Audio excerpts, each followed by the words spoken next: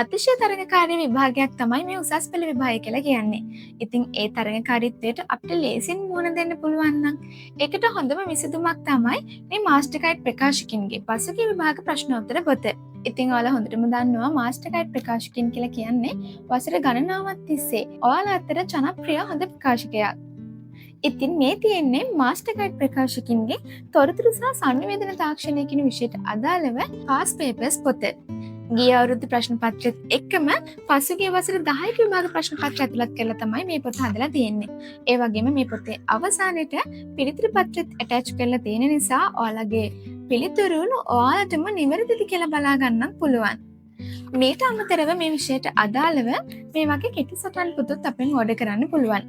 ඉතින් නව විෂය නිර්දේශයට අනුව ඔයාලගේ සීලම් පාඩම් මාතෘකා ආවරණය කරලා තමයි මේ කෙටි සටහන් පොත හදලා තියෙන්නේ. ඒ වගේම ඔයා මොන විෂය ධාරාවෙන් උසස් පෙළ හැදෑරුවත් ඔයාලට අනිවාර්යෙන් ලියන්න වෙන පොදු විෂයන් දෙකක් තමයි මේ ජෙනරල් ඉංග්‍රීසි සහ සාමාන්‍ය පොදු පරීක්ෂණය කියලා කියන්නේ.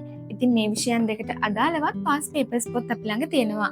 ඒ වගේම සාමාන්‍ය තොරතුරු තාක්ෂණය කියන විෂයට අදාළවත් මේ වගේ කෙටි සටහන් පොත් අපෙන් ඕඩර් කරන්න පුළුවන්. ඉතින් මේ සියල්ලම පැකේජ් එකක් විතර උනත් ලබා ගැනීමේ හැකියාව තියෙනවා. එහෙනම් ඉතින් තවත් පරක්කු කරන්නේ නැතුව දැන්ම අපේ ll.lk වෙබ්සයිට් එක හරහා මම මේ පහලින් දාලා තියෙන WhatsApp නම්බර් එක හරහා ඔයාලගේ ඕඩර් එකත් ප්ලේස් කරගන්න.